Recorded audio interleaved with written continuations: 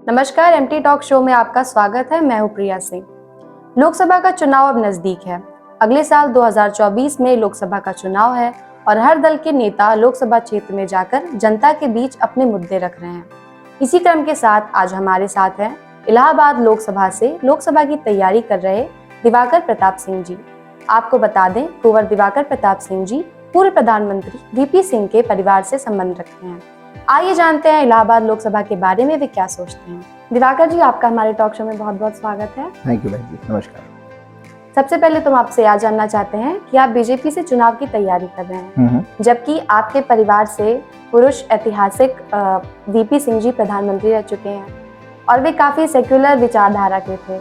आप में यह परिवर्तन कैसे आया? मैं समझता हूँ हम लोग सेक्युलर ही हैं। ये मैं नहीं मानता हूँ कि बीजेपी एक गैर सेक्युलर पार्टी है। सेक्युलर का मतलब है सरकार से धर्म का नाता उस प्रकार से न होना जिस प्रकार से वो दखल करे, यानी राइट टू इक्वालिटी पे प्रॉब्लम करे। वो हमारी सरकार कर नहीं रही है। मोदी जी आज 9.5 साल से प्रधानमंत्री हैं। उससे पहले बहुत लंबा कार्यकाल उनका मुख्यमंत्री के तौर पे बीता है। आरोप लगाने के अलावा कोई सिद्धि नहीं है कि बीजेपी में जो मूल विचारधारा है वो सेक्युलर नहीं है। सेक्युलर का तात्पर्य पे हम लोग चिंता कर सकते हैं, बाकी मैं गैर सेक्युलर अपने आप को नहीं मानता। मैं मानता हूं कि हम लोग बीजेपी वाले और हम लोग सब सेक्युलर हैं। जी, चलिए मैं राष्ट्र मुद्दे पर बात करती हूँ। विपक्ष कहता है 10 साल से बीजेपी सत्ता में है जी, लेकिन वे अपने किए हुए वादे पूरे नहीं कर पाई, जैसे महंगाई का कम ना होना, काला धन ना आना, बेरोजगारी का ना कम होना और यहाँ तक कि अपने शुरू किए रुपए तक को बंद कर देना। तो इस पर आपकी क्या राय है? देखिए, जो मुद्दे पूरे किए गए हैं और जो मुद्दे पूरे नहीं किए गए हैं, हमारा एजेंडा बड़ा विस्तृत था। विस्तृत एजेंडे के कई कार्य पूरे किए गए हैं। काले धन को रोकने के लिए, काला धन वापस न आ पाना, ऐसी रिपोर्ट आरबीआई की नहीं है। काला धन वापस भी आया है। हमारा टैक्स सबसे ज़्यादा बढ़ा हुआ है। जीएसटी हमारा सबसे ज़्यादा है। जिस नोट को जारी करने की बात थी कि उस नोट को जारी किया गया, अब उसको बंद करने की बात हो रही है। नोट एक कागज का टुकड़ा होते हैं जिस पे आरबीआई का गवर्नर साइन करता है कि मैं धारक को इतना रुपया देने का वादा करता हूँ। नोट का बंद होना उसी प्रकार से जिस प्रकार से मैंने आपसे कोई पैसा लिया और आज उस कागज को उठा करके फेंक दिया। पैसा कहीं नहीं गया, पैसा भारत का ही है और भारत के ही पास है, रिजर्व बैंक के पास है। बेरोजगारी के मसले की बात करें तो बेरोजगारी में हम लोगों ने प्राइवेट एंटरप्राइज को अगर नहीं इंक्लूड किया बेरोजगारी के मसले पर, जो कि हमारे विपक्षी गण ऐसा करते हैं, प्राइवेट एंटरप्राइज को अगर इंक्लूड किया जाए तो बहुत सारे नए नए रोजगार के आयाम तैयार हुए हैं। कॉम्पिटिटिव इकोनॉमी है, कंपटीशन के लिए जो तैयार है उसके पास नौकरी है। अनफॉर्चुनेटली पुरानी सरकारों ने ये वादा किया था कि अगर आप बीए एमए कुछ कर लेंगे या यूपीटीओ की उस समय यूपीटीओ था उसकी कॉलेजेस से कोई डिग्री ले लेंगे तो आपको एक चमचमाता हुआ भविष्य मिलेगा, जो संभव था नहीं, क्योंकि पढ़ाई आपने कराई नहीं। जो बच्चे पढ़े हुए हैं, जिन लोगों को काम करने की इच्छा है, जिन्होंने जबरदस्ती अपने मन में 15 और 20 और 25 का इरादा नहीं बनाया है इतने हजार रुपये महीना पाने का, शुरू करने की इच्छा रखते हैं, उन सबके पास जॉब है, ऐसा मेरा मानना है। महंगाई पे अगर हम बात करें कि महंगाई किस तरह से हमारी कंट्रोल हो रही है या नहीं कंट्रोल हो रही है, मैं समझता हूँ महंगाई वैश्विक होने के कारण ज़रूर हम लोग उसमें बेहतर काम कर सकते हैं और इसीलिए हम लोग 5 साल मोदी जी का कार्यकाल फिर मांग रहे हैं कि जितना हमने उज्ज्वला योजना के माध्यम से जन कल्याण की योजनाओं को चलाया, राशन हम लोग घर घर तक पहुंचा रहे हैं, आवास की योजनाओं को ज़्यादा मात्रा में पहुंचा रहे हैं, उसको हम लोग विश्व के स्तर पे अभी ऑर्गेनाइज नहीं कर पाए क्योंकि बहुत सारे युद्ध चालू हो गए इधर बीच हम लोगों के, कोरोना काल आ गया और इससे वैश्विक स्तर पे हम लोग उथल पुथल का सामना कर रहे थे, जिससे कि शायद कुछ जगहों पे हम लोग महंगाई को उस तरह से काबू नहीं कर पाए जिस तरह से जनता चाहती थी। लेकिन मेरा मानना है कि जनता इन सब बातों को समझती है और फिर से 5 साल मोदी जी को देगी ताकि हम लोग अपने किए हुए वादों को पूरी तरह से निभा सकें। जी, क्या आप प्राइवेटाइजेशन के समर्थक हैं? जैसे कि कहा जाता है बीजेपी ने 23 पब्लिक सेक्टर यूनिट को प्राइवेट के हाथों बेच दिया, तो इस पर आपकी क्या राय है? मैं प्राइवेटाइजेशन के इतना समर्थन में हूँ कि जो काम कोई ना करे उसे सरकार को करना चाहिए क्योंकि वो समाज के लिए ज़रूरी है। लेकिन जब समाज ने अगर उसको पकड़ लिया है और समाज उस काम को कर रहा है तो फिर अब उसको प्राइवेटाइज कर देना चाहिए और सरकार को उन मुद्दों पे फोकस करना चाहिए जो सरकार के अलावा कोई नहीं कर सकता। जैसे कि सेना का काम हम प्राइवेटाइज नहीं कर सकते, सरकार को सेना पे फोकस करना चाहिए। सर लेकिन ये भी तो कहा जाता है कि हमारा देश ऐसा है जिसके पास मतलब खुद का विमान तक नहीं है, तो आपको क्या लगता है होना चाहिए या नहीं होना चाहिए? मैं डिसएग्री करूंगा। तेजस हमारा बहुत अच्छा विमान है और भी कई सारे विमान हम लोगों के पास हैं। तेजस वर्ल्ड के टॉप 10 रैंकिंग में आता है। जी सर, एनडीए के खिलाफ इंडिया गठबंधन है, ठीक है, वो काफी मजबूत दिखाई देता है, तो आपको क्या लगता है बीजेपी की सरकार 2024 में आएगी? बीजेपी की सरकार 2024 में आएगी, इसलिए आएगी क्योंकि हम लोग जनता से जुड़े हुए मामले करते हैं, झूठे वादे नहीं करते हैं। गठबंधन के साथ सबसे बड़ी समस्या यह है कि गठबंधन की मूल विचारधारा एक नहीं है। अलग अलग विचारधारा के लोग साथ आएंगे तो साथ आने से पहले ही वहां पे विघटन शुरू हो जाता है, जो कि दिख रहा है। अगर वो लोग अच्छी विचारधारा लेकर के आते हैं, एक अच्छी विपक्षी भूमिका निभाते हैं, तो उनका स्वागत है। बहुत लंबे समय तक भाजपा में हम लोगों ने भी विपक्षी भूमिका निभाई है और उसको हम लोगों ने सिद्ध किया है कि अच्छा विपक्ष क्या होता है। सर आपको नहीं लगता है बिहार की सरकार ने जातीय जनगणना कराकर मतलब बीजेपी के खिलाफ पिछड़ी जातियों को एकजुट कर दिया है और इससे बीजेपी काफी डरी हुई है, और यहाँ तक ये बात भी चल रही है कि मुख्यमंत्री का चेहरा भी शायद बदला जाए?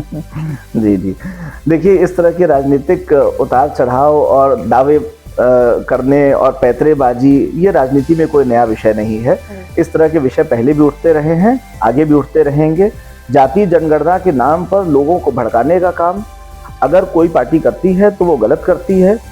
जातीय जनगणना से हम लोगों का तात्पर्य नहीं होना चाहिए, हमारा लक्ष्य अंत्योदय होना चाहिए। अंत्योदय इस भारतीय जनता पार्टी का लक्ष्य है, इसीलिए गरीब महिलाओं के कल्याण के लिए, विधवाओं के कल्याण के लिए, अंत्योदय में बैठे हुए पुरुषों के लिए, गरीबों के लिए हम लोग योजनाएं चला रहे हैं और हम लोग इस काम में सफल भी हो रहे हैं। जी सर, मैं इलाहाबाद लोकसभा के बारे में बात करना चाहूंगी।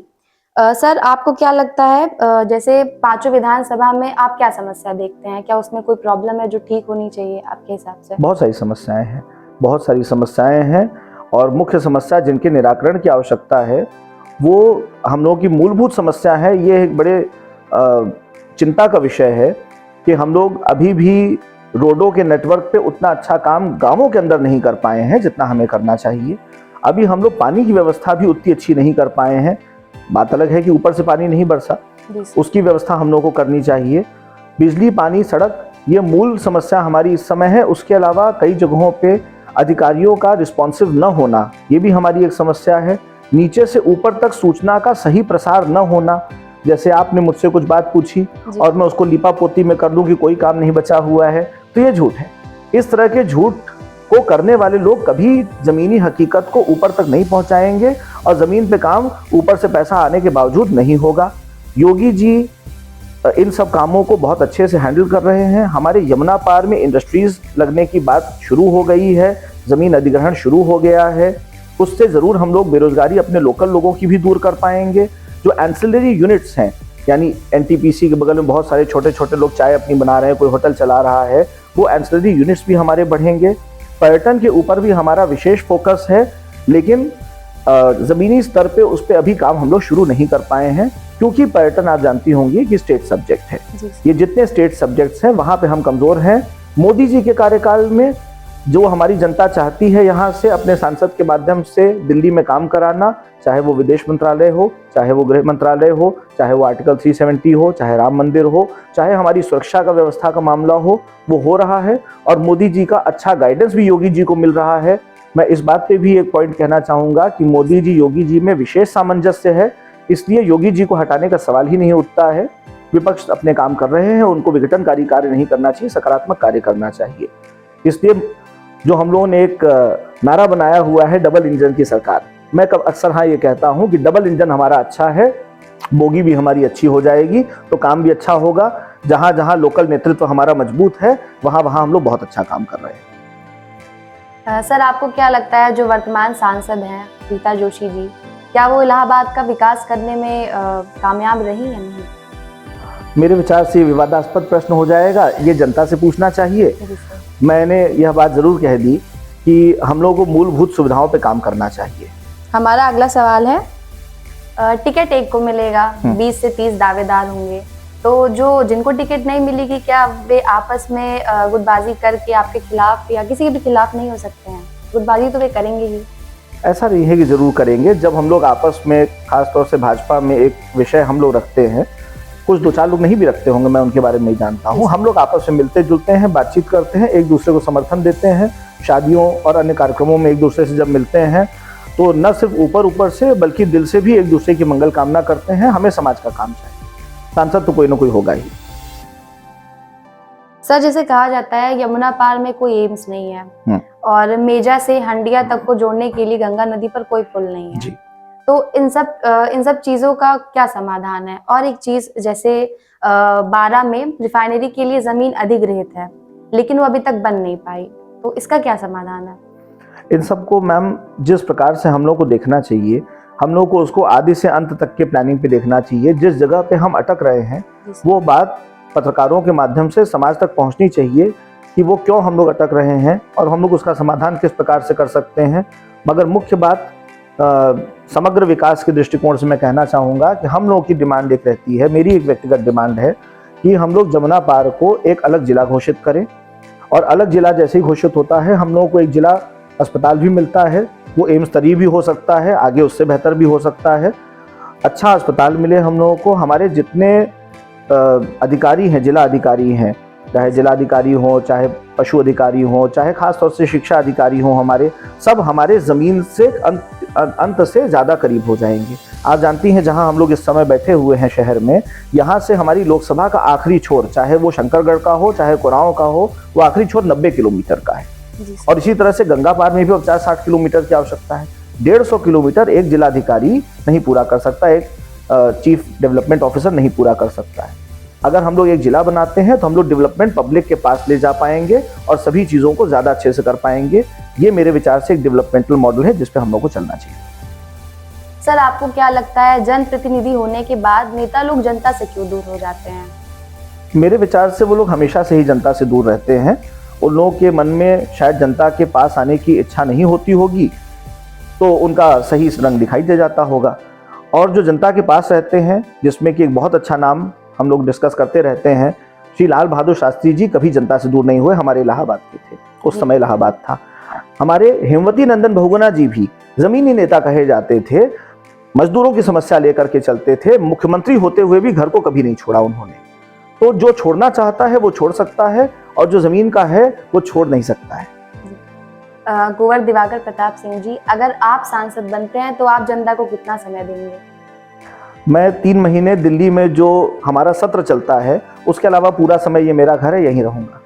सर, जैसे कहा जाता है यमुना पार में रेवती रमन सिंह ने पावर प्लांट दिया, सरस्वती हाईटेक सिटी दिया, और तो और ये भी कहा जाता है कि बीजेपी यमुना पार में अपने आप को सपा से मजबूत मानती है।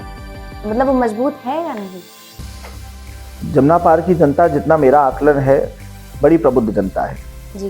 प्रयागराज की जनता बड़ी प्रबुद्ध जनता है और अपने विषयों को देख समझ करके अच्छे लोगों को चुनती आई है, आगे भी चुनती रहेगी। कभी कभार विकल्प की कमी में हम लोग अपने आप को असमंजस की स्थितियों में पाते हैं, तब केंद्रीय नेतृत्व हमारी सहायता करता है और हम लोगों ने अच्छे ही लोगों को चुना है, आगे जाकर के भी अच्छे ही लोगों को चुनेंगे। सर, मैं जानना चाहती हूँ कि अगर आप इलाहाबाद लोकसभा से सांसद होते हैं तो आप क्या सिर्फ सरकारी योजनाओं को ही आगे बढ़ाएंगे या आपकी खुद की भी कोई योजना होगी? नहीं, मेरी खुद की कई योजनाएं हैं, सरकार से संबंधित भी हैं, सरकार से जो संबंधित नहीं है वैसी भी हैं। सरकार से जो संबंधित नहीं है, जो हम लोग कुछ कर भी रहे थे, आगे भी करते रहेंगे, उसमें मुख्य काम शिक्षा से संबंधित हम लोग करते हैं, कुछ स्वास्थ्य से संबंधित करते हैं। लोग बीमार ना पड़े, ऐसा हमारी संगठन है बेहतर दुनिया परिवार, उसका काम है कि लोग बीमार ही ना पड़े, जिसके लिए हम लोग योग और आयुर्वेद का सहारा लेते हैं। शिक्षा के संदर्भ में हम लोग स्कूल वगैरह में जा करके कार्यक्रम करते हैं, पुस्तकें वितरित करते हैं, बच्चों से बातें करते हैं, उन लोगों को उस चीज़ का भागीदार बनाते हैं जो हम लोग जानते हैं। जब पॉलिटिक्स की बात आती है तो पॉलिटिकल एक्टिविटी में हम लोग लोगों से जा करके यह मुख्य बात करते हैं कि आखिर पॉलिटिकल एक्टिविटी है क्या, आप किस प्रकार से अपने वोट का सही पालन कर सकते हैं, अपने मत का सही पालन कर सकते हैं, क्यों, संविधान क्या कहता है, स्टेट सब्जेक्ट्स क्या होते हैं, केंद्रीय सब्जेक्ट्स क्या होते हैं, ताकि वो लोग जागरूक हों। इसके अलावा जो ज़मीन के काम हैं, जिसमें हम लोग के पास अभी जो एजेंडा चल रहा है, हम लोग बेरोजगारी के दृष्टिकोण से हर ब्लॉक में, हमारे यहाँ 9 ब्लॉक हैं, 10वां ब्लॉक प्रस्तावित है, 9 ब्लॉक में मैं व्यक्तिगत रूप से 1-1 बीघा जमीन लेकर के वहाँ पे खेती करना चाहता हूँ। कुछ अपने घर में कर ही रहा हूँ, मैं वहाँ पे खेती करके लोगों को एक मॉडल फार्मिंग का दिखाना चाहता हूँ, क्योंकि खेती हमारे यहाँ की आर्थिक रीढ़ है। उस आर्थिक रीढ़ को मजबूत करने की आवश्यकता है। अगर युवा लोग खेती को छोड़ देंगे किसी भी कारण से, तो हम लोग बहुत से लोगों का काम नहीं कर पाएंगे। तो एक खेती पे मेरा विशेष फोकस है। राज्य और केंद्र सरकार से, अगर राज्य केंद्र सरकार का हिस्सा बनता हूँ मैं, तो मेरे लिए ज़्यादा आसान हो जाता है अपने गन्ना मिल, चीनी मिल के वादे को पूरा करना, क्योंकि मैं चाहता हूँ एक हमारे यहाँ चीनी मिल हो, जिससे कि जिन लोगों के पास सिंचाई का साधन है वो लोग अपनी आय को दुगना तिगुना कर सकते हैं, और हमारे बाकी का पानी और बाकी रिसोर्सेज हमारे धान गेहूं वाले लोगों पे पहुंचेगा। दूसरे नंबर पे हमारा विचार है एक पेपर मिल का। पेपर मिल से भी जो लोग के बच्चे बाहर हैं, जो लोग अपना काम नहीं कर सकते, सामाजिक वानिकी करके उससे अच्छी आय प्राप्त कर सकते हैं, जो कि कागज पे इस समय धान गेहूं से होने वाली इनकम से कम 7-8 गुना ज़्यादा है जी। और उससे हमारे इंडस्ट्रियलाइजेशन का वादा भी पूरा होता है। इसके अलावा हम लोग खेती के अलावा जो पशुपालन है, पशुपालन पे भी जोर देते हैं। लोगों को या तो गोपालन के बारे में समझाएं, छोटा यूनिट, हमेशा मेरा इशू रहता है छोटा यूनिट, ताकि गरीब आदमी, छोटा आदमी उस काम को कर सके। 1 बीघा खेत कैसा होता है, 2 गाय कैसे पलती हैं, थोड़ा सा मुर्गा आप कैसे पाल सकते हैं। डिसेंट्रलाइजेशन ऑफ फाइनेंस होना चाहिए। हम नौकरी करने मजबूर ना हो, स्वरोजगार पे जाएं। स्वरोजगार को लेकर के हमारे कई जागरूकता अभियान भी चलते रहते हैं। स्वास्थ्य को लेकर के हम लोग ब्लड डोनेशन पे फोकस्ड हैं। ब्लड डोनेशन में हमारी राय ये है, अगर हमको पावर मिलता है तो हम कोशिश करेंगे कि हर तहसील में कम से कम हमारे पास एक अच्छी क्वालिटी का ब्लड बैंक हो सरकारी। इस तरह की तमाम योजनाएं सरकार से भी हम लोग लागू कर सकते हैं, खुद भी कर सकते हैं। एक वादा जरूर कर सकते हैं कि जो लेन देन की प्रक्रिया चलती है, कभी कभी सुनने में आता है, होता हो या ना होता हो, जो लेन देन की प्रक्रिया सुनाई देती है उसमें पारदर्शिता की आवश्यकता है। अगर एक सांसद को 5 करोड़ रुपया मिल रहा है तो 5 करोड़ में एक अठन्नी भी कहीं बाहर नहीं जानी चाहिए, सारी समाज में। जी सर, मैं आगे भी आपका इंटरव्यू लूंगी। Thank you. मैं आपसे ये पूछना चाहती हूँ, इलाहाबाद लोकसभा के 5 विधानसभाओं के लोगों से आप क्या कहना चाहेंगे? आपका कोई संदेश? मैं लोगों से ये कहना चाहूँगा कि सोच समझ करके अपना मत दें। आप सोच समझ सकते हैं, मेरे या किसी और के बताने की आपको आवश्यकता नहीं है।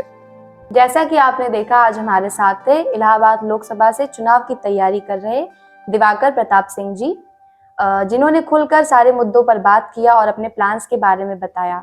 ऐसे ही नेताओं और प्रतिनिधियों से हम आपको मिलवाते रहेंगे। तब तक के लिए देखते रहिए एमटी टॉक शो। धन्यवाद।